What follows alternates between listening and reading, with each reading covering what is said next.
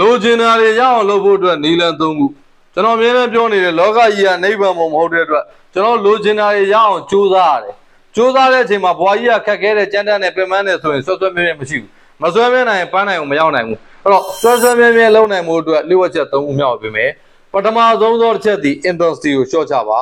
gym trainer ဆိုတော့ gym တွေကဥပမာနဲ့ပေးမယ်ဆိုရင်အမြဲတမ်း perfect ဖြစ်မနေနိုင်အောင် training 100% diet 100% lifetime 100%ဘယ်သူမှ view မဆိုင်နိုင်ဘူးဒီနေ့20% ဖြစ်ခြင်းပြင်မယ်30% ဖြစ်ခြင်းပြင်မယ်မြည်တော့ပဲဆိုသေးကမို့လှုပ်လိုက်ဖို့အရေးကြီးတယ်100% perfect ဖြစ်မှလုပ်မယ်လို့တွင်ခင်ဗျာဘယ်တော့မှဆွဲမြဲမှာမဟုတ်ဒုတိယတစ်ချက်ဒီ2ရက်ထက်ပိုမပြတ်ပါနဲ့ကျွန်တော်လေ့ကျင့်ခန်းမလုပ်ဖြစ်ဘူးတစ်ရက်ဒီအကြောင်းကြောင့်မအားလို့ something တစ်ခုကြောင့်နောက်တစ်ရက်ပြတ်တယ်ဆိုရင်တော့ဒါကျွန်တော်တို့ရဲ့ရွေးချယ်မှုဖြစ်သွားပြီမှားပါတယ်ကျမ်းမာရေးပြဿနာလွယ်ကျန်တဲ့ကိစ္စတိုင်းအတွက်ကျွန်တော်တို့2ရက်ပြတ်ခွင့်မရှိပါဘူးတတိယတစ်ချက်ဒီ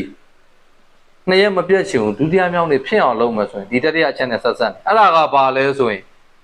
ငါဒီနေ့ဘာလေးလုပ်လို့ရမလဲလို့တွေးရင်ဘယ်လောက်လုပ်နိုင်မလဲလို့မမေးနဲ့ဘယ်လောက်လုပ်နိုင်မလဲလို့မွေးရင်ဟိုပထမနေ့က perfect ဖြစ်အောင်လုပ်မယ်ဆိုတဲ့အတွေးစီပြန်အောင်သွားတယ်ခင်ဗျာ face ပြလိမ့်မယ်ငါဒီနေ့ဘာလေးလုပ်လို့ရမလဲဆိုတာမျိုးနဲ့လုပ်ကြည့်ဆွဲမြဲသွားလိမ့်မယ်ဆွဲမြဲမှုရှိခြင်းသည် perfect ဖြစ်ခြင်းထက်ပိုကောင်းပါတယ်အချိန်တန်ပန်းနိုင်ကိုရောက်မှာဖြစ်ပါတယ်တွေးစရာတစ်ခုရရင် yes လို့မှပေးပါကျွန်တော်ကိုနိုင်ဦးပါကျေးဇူးတင်ပါတယ်